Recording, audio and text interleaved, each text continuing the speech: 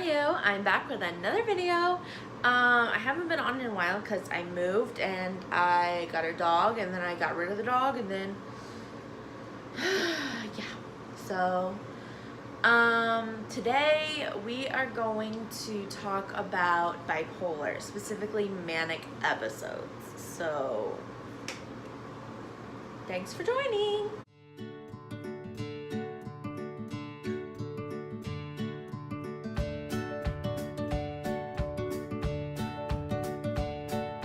Okay, so I'm gonna be looking over here because my computer's over here and that's where I have all my important stuff down, and I need it because then I will go way off topic and I'll just ramble until the night is over and can't do that.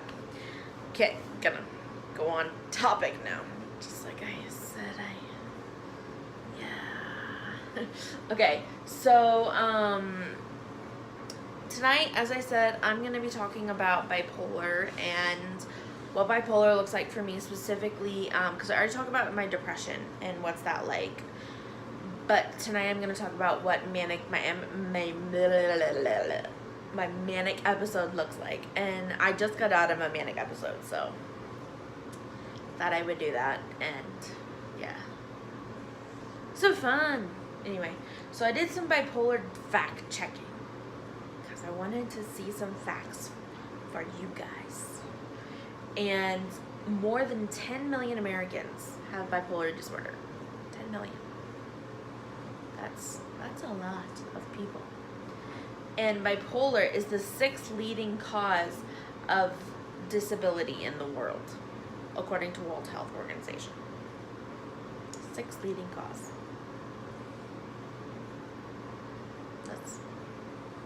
Pretty up there. And I thought this was really interesting. Bipolar causes a loss of 9.2 years of life expectancy. 9.2 years. And as many as 1 in 5 patients with bipolar disorder complete suicide. 1 in 5, so yeah. I'm just thinking about when I was in the hospital and like all these people with bipolar, and it's really scary and sad, and yeah. So what bipolar looks like for me: no sleep. What bipolar looks like for me is absolutely no sleep.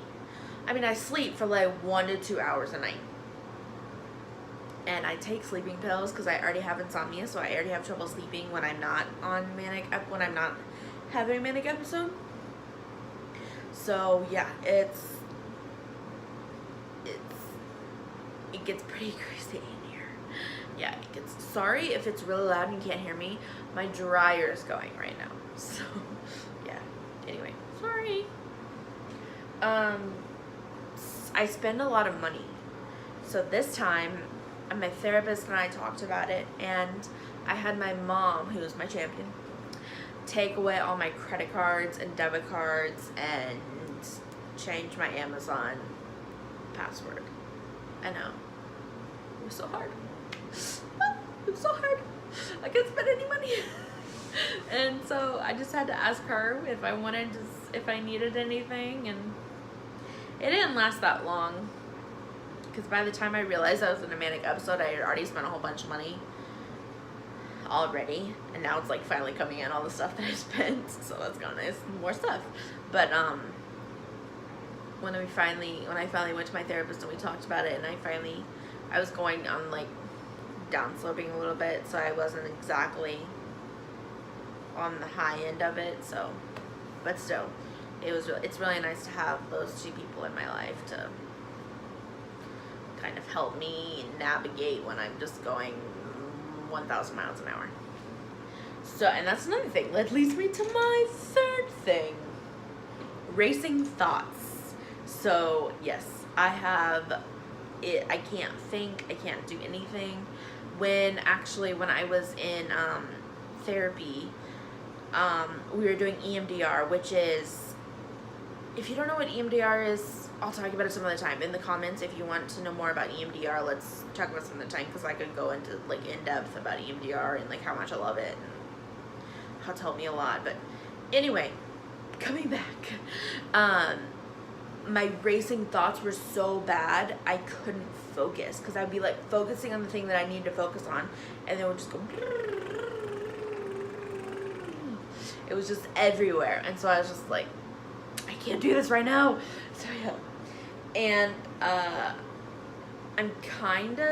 I'm not normally this talkative and this like so happy, la la la. I'm normally like, oh my gosh, I don't care about anything and I don't want to do this, and I kind of force myself to do this because it kind of makes me happy in the long run to help people, and so that's why I do this, because I know that in the long run this will get out to someone and it will help someone see that they're not alone in bipolar disorder. So another thing, the fourth thing was I talk a lot. Sorry if I didn't get that across. I talk a lot. I talk really fast. I can't, like, I stumble over words because I can't get my words out fast enough because I'm thinking so fast, which kind of goes along with racing thoughts. Another thing is I get obsessed with things and I get hyper focused on them. Like, I get obsessed about selling everything and moving into a camper and traveling the United States. And I spend all night just researching and doing all this stuff, and I'm like, I'm gonna do this, and I watch like all these people YouTube videos, and I'm just like, yeah, I get a little crazy. And even my parents were like, what is wrong with you? Even my dad was like, what is wrong with her? And my mom's like, just let her be. Just let her get through this. So, thank you, Dad. I love you. And my sixth and last thing is I get really angry all of a sudden for no reason. And it's scary almost. I just can't contain it. And on my thing, I called it weird rage. So yeah, it's exactly like that, weird rage. It's just like comes out of nowhere and it's for no reason, and I just get angry at one person or angry at myself, and that's where self-harm comes in. So that's something I could talk about, but I'm not going to. So yeah, that's, now I feel weird, but anyway.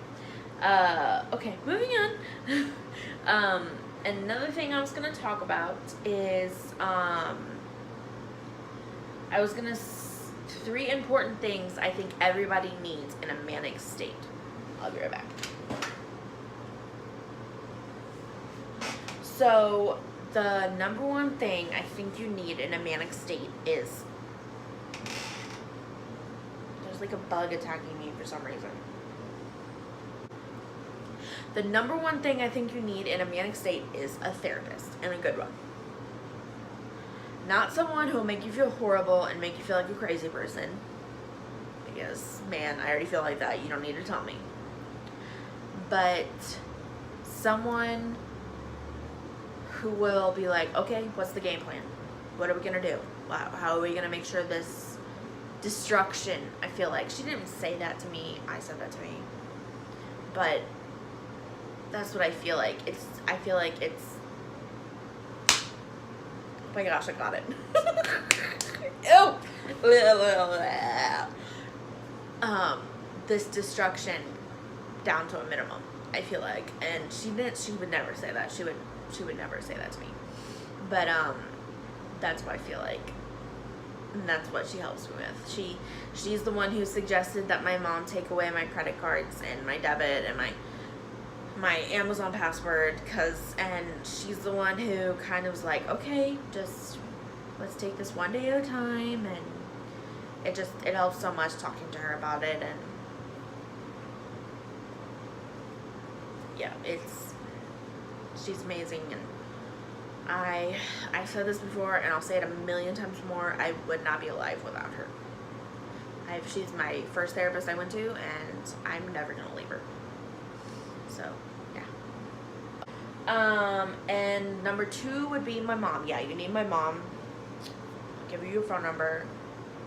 hook you up. No, but you need someone that is not going to encourage the craziness, is not going to feed into your crazy and be like, yeah, let's do this, let's do it, let's sell everything and live in a camper, let's do that. They're gonna be like, okay, let's real talk about this. Is this really what we're gonna do? Is this, I mean, let's take a second and really think about this. And I know for some people, like, even taking a second and thinking about it, it just, there's no rational thought. Like, for me, there's no, I mean, doesn't happen for me. So, and then number 3 would be a trusted psychiatrist who knows your meds and knows your history and knows when to change your meds. So, for me, I'm not going to my psychiatrist yet. I didn't go to her for this manic episode, but, someone that you can call up, like, who can call up a psychiatrist and they call you the same day, but someone you can get in to see and be like, okay, this is the whatever many times I've had a manic episode, I can't do this anymore, my bank account can't do this anymore, I'm gonna need some new meds. And I dread the day that I have to do that because I hate changing meds, but that's a whole new thing that I'm going to talk about in some other video. Med changes are the worst. So, that's about it.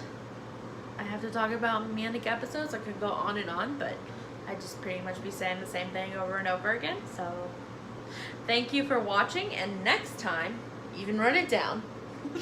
Next time, I'm going to talk about service dogs and service dog training and how it works for some people and doesn't work for some people. And I'm just happen to be one of those people that it didn't work for, which is really sad, and it's disappointing, and I feel like a failure, but many people told me I'm not a failure, but I feel like one. And how maybe some of you out there have been the same way, and I would love to connect with you and just talk about it. It's really disappointing, but I have to get over it. So, and then also disability, going on disability, and that's something that's kind of like an issue for some people, like, you shouldn't go on disability because you're not disabled kind of thing. So hopefully I don't step on too many people's toes talking about it, but I'm just going to go through my experience of trying to get on disability and my experience not getting accepted, and then my new experience of maybe going on disability again. Trying to get on disability again, not going on disability. Trying to get on disability again because it's been a few years and I think I'm ready to try again. So, thank you so much for watching, and please subscribe to my channel if you want more videos, and please like it if you want more videos, and comment what you think about this video, and if you have any more ideas of what I should do next. So, I have a bunch of ideas. I just have been like this, so it hasn't been a good time for me to do anything but take care of myself. And so I finally am kind of neutral and in a good place right now at this moment. So I thought, hey, I'm gonna do a video. And if you guys want to check out my blog, I'll put it in the description below. And there's a lot of other stuff on there, not a ton, but I'm trying to add more every day. And so check it out. Hey guys, I just realized my eyes look super crazy in the whole video, but I don't feel like doing it again, so sorry about that. I'm not trying to hypnotize you.